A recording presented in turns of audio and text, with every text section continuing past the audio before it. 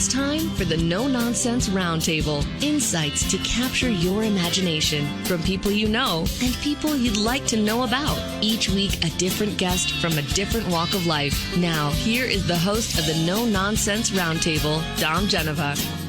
Well, good morning, everybody, and welcome to another edition of your No Nonsense Roundtable. I'm Dom Genova, your host here for the second time with an individual I have a lot of respect for, and is Mayor Malik Evans. Last time I talked to you, I had to say that you were the presumptive elected... presumptive mayor-elect. That's what I was yes, I had to be very precise with that, but now...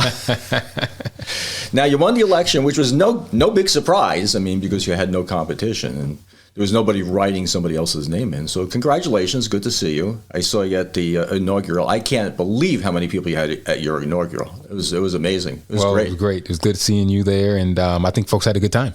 Oh, yeah, and the venue, the Museum of Play, was really creative and interesting, as opposed to having it some big hotel venue or whatever. So, welcome. I don't want to take up too much time with the pleasantries, because we got to get right into it. And you've been in office now. How many days now has it been? 122. 122 days. I don't know why in the political system we always have this thing where we have to make an assessment at 100 days. Well, I don't. If you notice, I didn't do any assessment. What I did on my 100th day is I was working. Yeah. Working hard to fulfill the mission. We'll give an update at some point.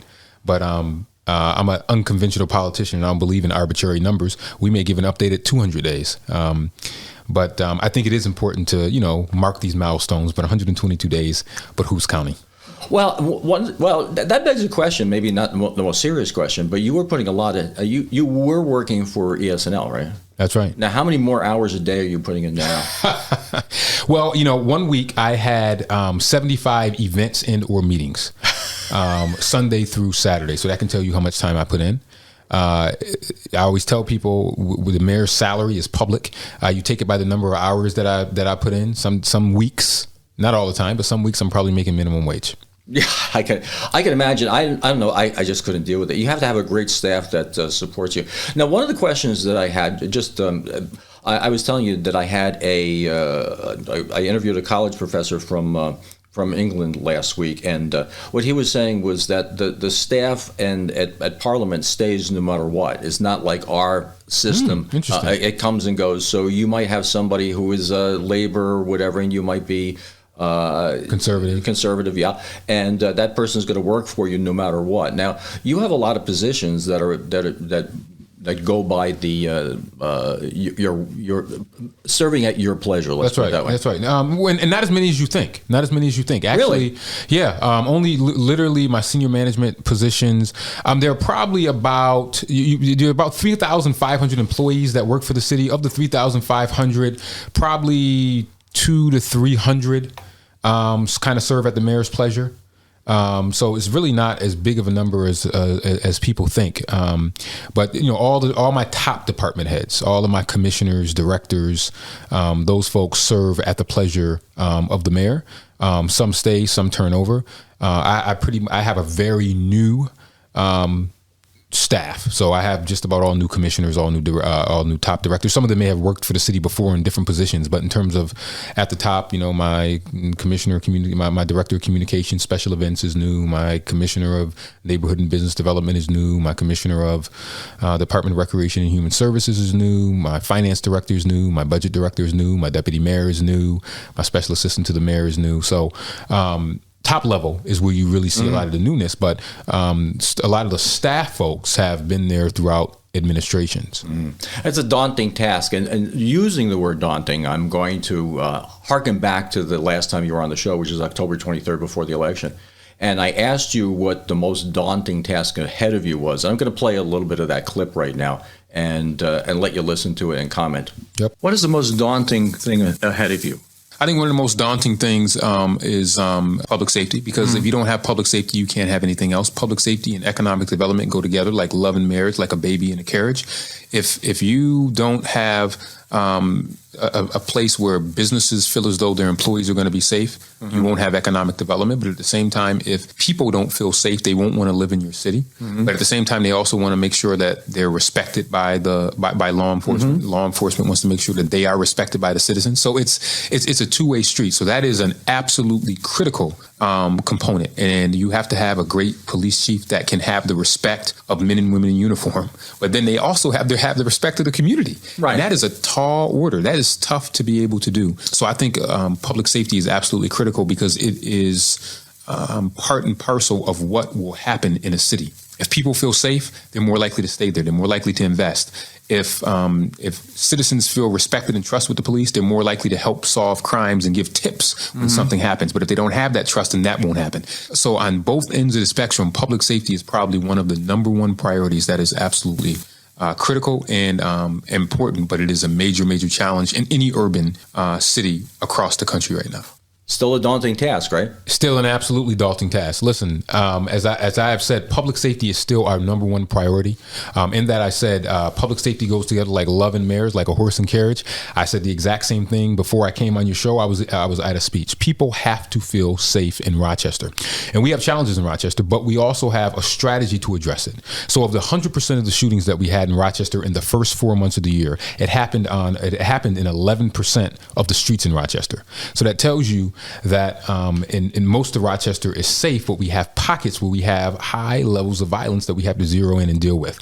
And one of those neighborhoods is not downtown. You know, some people say, oh, I'm scared to come downtown. But downtown is actually, which is the central section, is our safest neighborhood in the city when I look at the different precincts. And I read every single report on crime that happened the day after I read the report. First thing, it's my first reading material in the morning.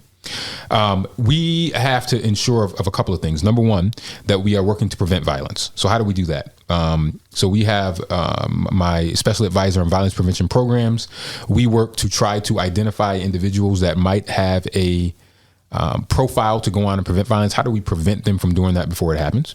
And then how do we make sure that law enforcement is deployed in areas where we see high levels of violence, where it's happening, that they have a presence, that they are able to stop it before it happens? That is also a part of the strategy. So it's prevention and suppression. Prevention is our violence prevention programs, which is the civilian side. Suppression is our police department and our partners that we're working with, the New York State Police, the Monroe County Sheriff's Office, and other federal, state, and local partners that are in it with us to try to stop a lot of the particularly illegal guns that we have. We've taken dozens and dozens of illegal guns off the streets. Many of those illegal guns have been commissioned and commissioned and used in crimes. So that is a major, major focus of us, of the administration, and what we're working on. And then the other part is the community piece.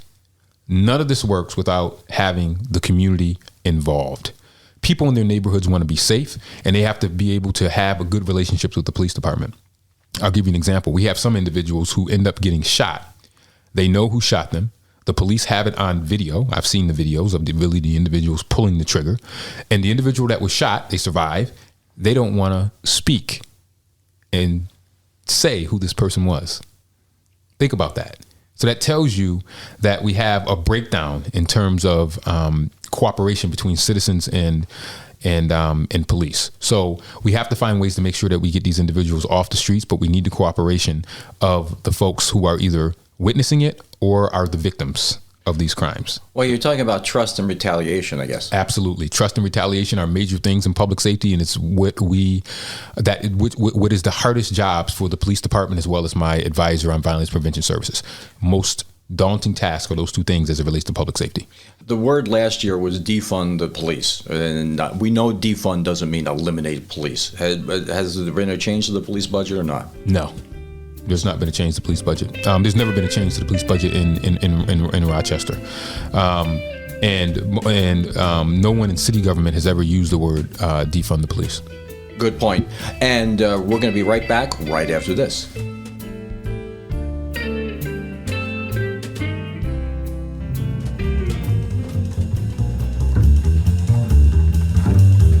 Well, welcome back. You're listening to the Nonsense Roundtable. I'm Dom Genova, your host, here with our new mayor, Malik Evans. Had the job now for 122 days. We got that nailed down. That's right. And we were talking about public safety and the fact that the police department, Rochester Police Department, hasn't lost any budget. No. And they certainly have a formidable task in public safety. Let me ask you a question. Let me throw one word at you, and you give me your opinion on this. Bail reform. Bail reform is something that was out there to make sure that if a person stole a pack of gum, that they didn't go to jail and end up losing their jobs. It's a political hot topic. It's great for people to use. It goes back and forth. But I think more important than bail reform for me is public safety, because bail reform is not something that we did at the local government level. I explained to people, the interesting thing about being mayor is that you don't get to really have time to deal with a lot of the topics of things that come from the state or the federal government, because we have a budget that has to be passed and we have people that want to feel safe on the streets. So a lot of our focus is on public safety, how we administer public safety. And, we don't get a chance to get into the philosophical or political debates because we just don't have the time. We gotta make sure that we keep our community safe, and that is what they want.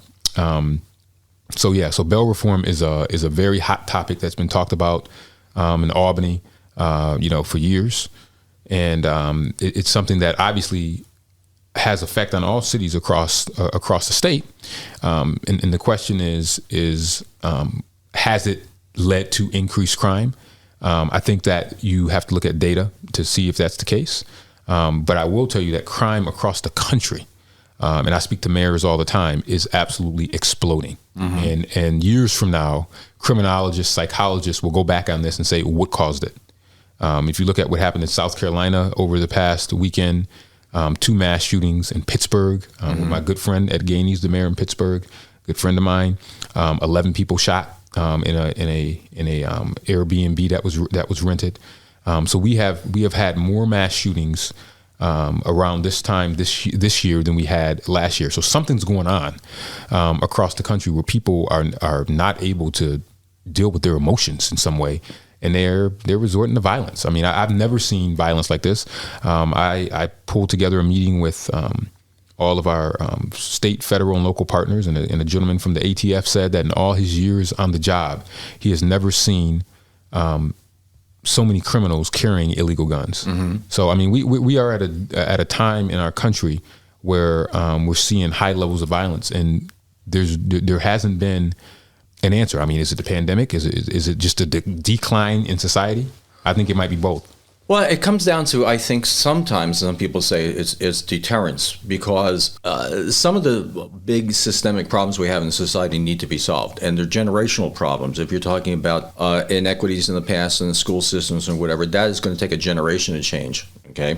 And people that need more education, going to college, are going to take a generation to change. But in the meantime, you got this, it seems like a brush fire of violence is going on. And in the meantime, somehow or other, this got to be handled. And I think that a lot of people contend, although it's not in your responsibility, the bail reform has taken away the discretion of some of the power that judges had to retain people that shouldn't be out on the street. And then I think that might be part of the problem, and something that you can't solve, because that's like you said, that's something that's done in a different venue, in a state and national venue is where the problem lies. Yeah, I mean, it's a state issue, but again, violence is to your point. You just said, to reiterate your point, is that some of this stuff is generational, and there's not any silver bullets. Right. That's what I want to tell people.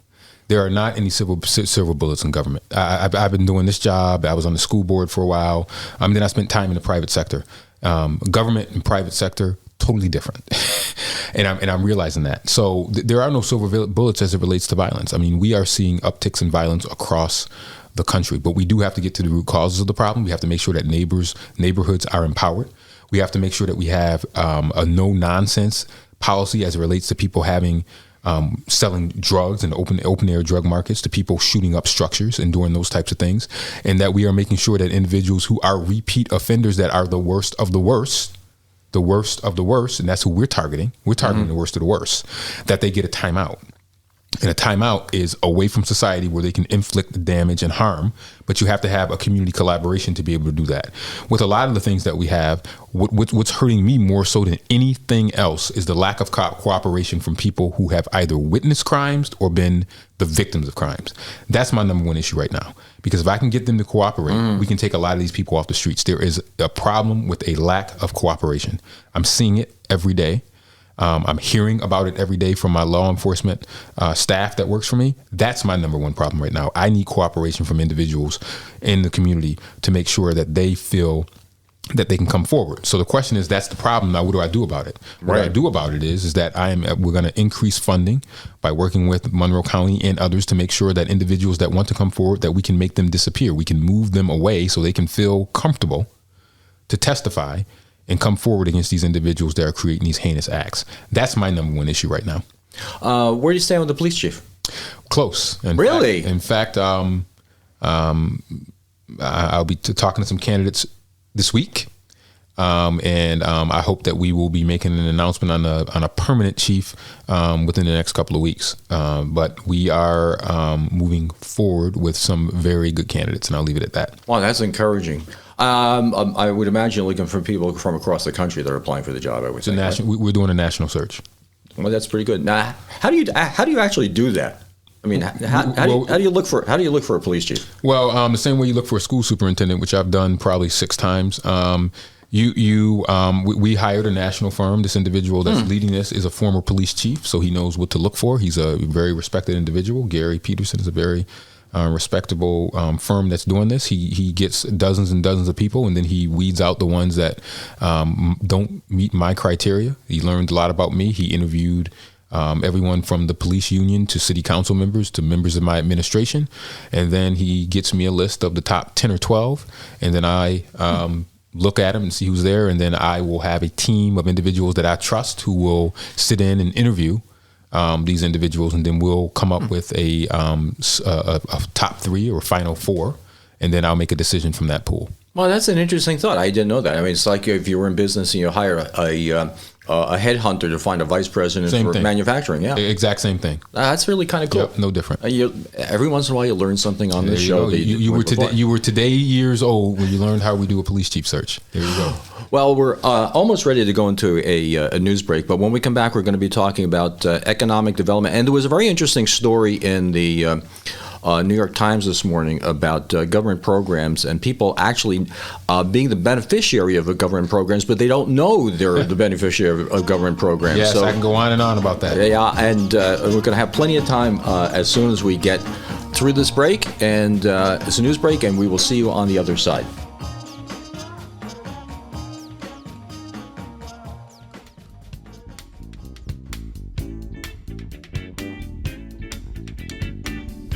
Well, welcome back. You're listening to the Nonsense Roundtable. I'm Dom Genova, your host, here every Saturday, 10 to 11 on News Radio Wham 1180, and of course on NoNonsenseRoundtable.com at any time you want. You can download our podcasts, which are made from these radio shows, and listen to them at your pleasure. Now, at the bottom of the hour, I always like to shout out to the Bob Johnson Auto Group, who sponsors this show. It's a great place to buy a car, get a car fixed, or a truck, and thank them for the support. And they're letting me do what I like to do, which is interview very interesting and wonderful people like my guest today, who was Malik Evans, the mayor of the city of Rochester. And we were talking about public safety, but there was also an article in the paper in the New York Times this morning, and it was talking about this political scientist who said that one of the problems that we have in this country is that a lot of people are getting the benefit of programs, and they don't even know they're getting the benefit of programs. There's stuff going on. It's happening under the waves, and when you stop and you think about how things were done years ago, back in the day, when they were building roads and it was public works and whatever, this road is the benefit from your tax dollars. There'd be a big sign out there, and everybody would know. Yeah, and now everything's happening under the waves, and you have this announcement, and things are going to happen and whatever, and you just don't see it. So let's talk about some of the good things. Let's about some of the things that people need to know more about that they are doing. Well, I think people need to know about a lot of this. I go back to basic things. The road construction projects that are happening in the city of Rochester, hundreds of millions of dollars that we are spending every month to advance road construction projects probably for the next 100 years. If you go down State Street or East Main Street right now, these are major road construction projects that are happening right now.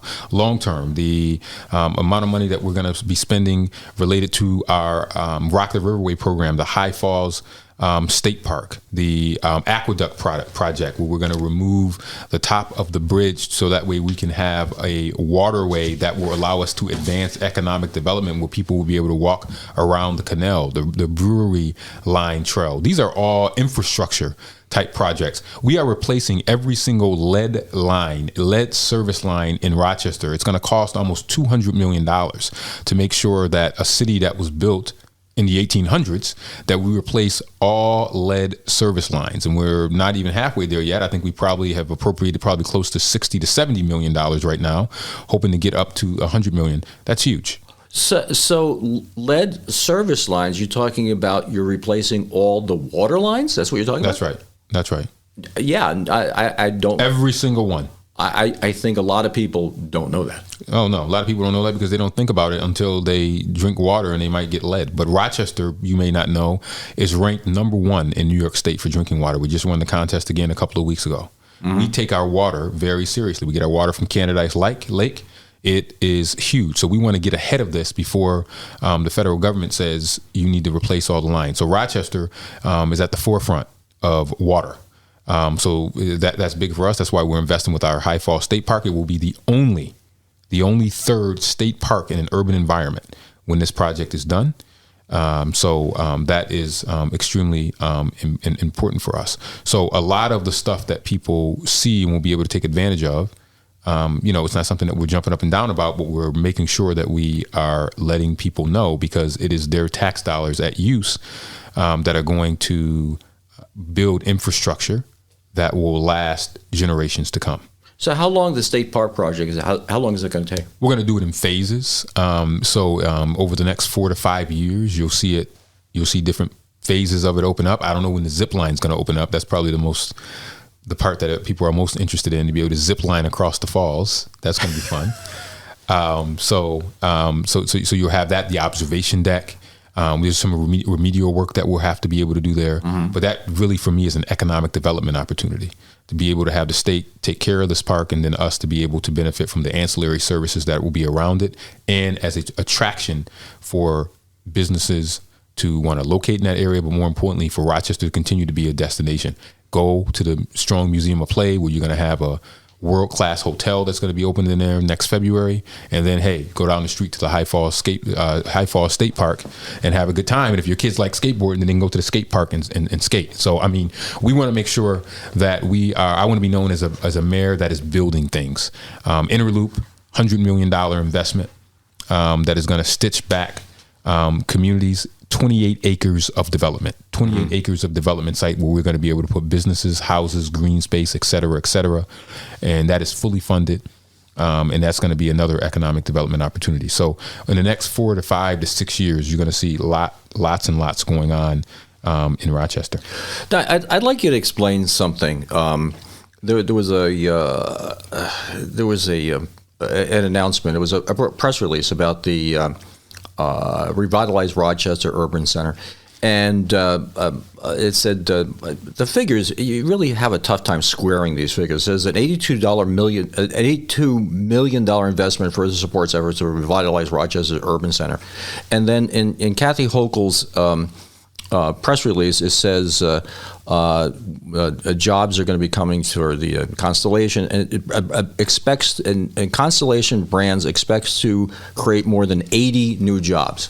Now, as somebody's reading this without the context, it looks like there's $80 million being spent for 80 new jobs. That's not true. No, I mean, I think the jobs, that's nice, right? But for Rochester, for us, it's the opportunity for us to have a Fortune 500 company downtown that will anchor our Rock the Riverway project, where we were spending all this investment to open up our river to the world. We're going to have a Fortune 500 company moving downtown. In most downtowns in large areas, they have tons of Fortune 500 companies or multiple Fortune 500 companies. One of my goals is to attract as many companies as possible. So for us to be able to attract Constellation Brands and for the state to be able to give them some incentive to get them to come down there is a major benefit to Rochester. It helps with attracting other companies. So you get that multiplier effect. And that's what we're looking for on the west side of downtown. We saw what happened on the east side of downtown once we did the Interloop, and we had a couple of other businesses open up. M&T Bank, ESL Federal Credit Union, Strong Museum expanding. The Jiva expanded. We had some restaurants that opened up. Five Star Bank came there. But ESL moved their headquarters from Irondequoit to that corner, and it exploded in terms of development that we had in that corner. But now we did that on the east side of downtown. Now the goal is, how can you have that explosion on the west side? You need a strong anchor tenant. That strong anchor tenant will be Constellation's Brands, and complementing that will be the Aqueduct Reimagine project, which will make us a city that will have a riverway similar to the riverway that you see in other major cities such as Austin and other places. Sorry, not Austin, San Antonio and other places. Well, I imagine you have conceptual drawings of all this, right? Beautiful drawings of all this stuff, and you can check them out. Well, and if you give them to me, I can put them on a YouTube and with this broadcast, and people can see that later on. That's right. Well, Barb, my crack communication staff will get you those. In fact, someone just texted me this morning. They liked the concept drawing that they saw of the aqueduct, and they said, "Mayor, this is very visionary." So not only are we doing that, but we also are looking at the revitalization on one of the corners of Main and Clinton. We're going to do $10 million plus of investment from the government side, but it's going to be probably hundreds of millions of investment from the private sector that will also invest on that corner. So I'm all about public-private partnerships in order to move things forward to spur economic development. Well, people have to see. I mean, they have to see. Conceptually, you can talk about all these things on the radio with words. Picture's worth 1,000 words. Well, it's worth a hell of a lot more than that now. About ready to head to another break, and we're going to see you right at the other side. There we go.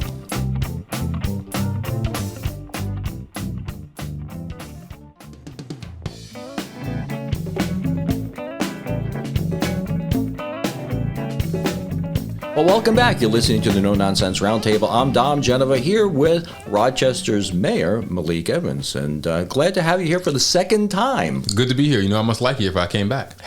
Well, you know how to get here, which is great. We were talking during the break about Rochester's got a lot of great things about it, and people just don't know about it, and there's some things we really need to touch on. Yeah, I mean, I think there's a lot of good things that happen in Rochester. You know, one of the things I give a shout out for, you know, we're bringing back Clean Sweep in Rochester. It's May 7th. You come with your company, with your family, and you help us beautify Rochester as spring happens, and then afterwards, you come to see one of the best baseball teams in the country at one of the best stadiums that has some of the best foods. Watch me throw out the opening pitch, and you go to a Red Wings game afterwards. I mean, the Red Wings, great, right? And then down the street from there, you know, we brought soccer back. The city owns the Rochester Sports Complex. You have the Flower City Union playing. They brought soccer back to Rochester. And just the other day, they were playing the number one team from Washington. So, I mean, there are so many folks that are doing good things in Rochester. You know, we're kicking off, and we're supporting tons of festivals this year. The Jazz Fest is back. We moved dozens and dozens of free shows on Parcel 5. You will be able to see top acts there. The Lilac Festival was back. That's going to be big and better than ever this year. And I can go on and on about all of the events. The Criterium, where that's back in Rochester. So we are really the Puerto Rican Festival. Bigger. That's going to be bigger than last year. So I mean, there's so many events. The Caribbean Festival, that's back.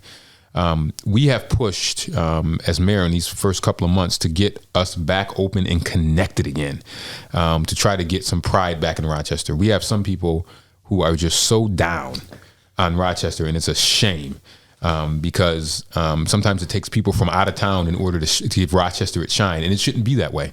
I totally agree with you. Having lived other places before we moved here, this is a wonderful place to live. It really is. Right. I mean, if nothing else, take a look at the property values. You wouldn't be able to afford this house. You wouldn't afford like a tenth of the house in Nassau County.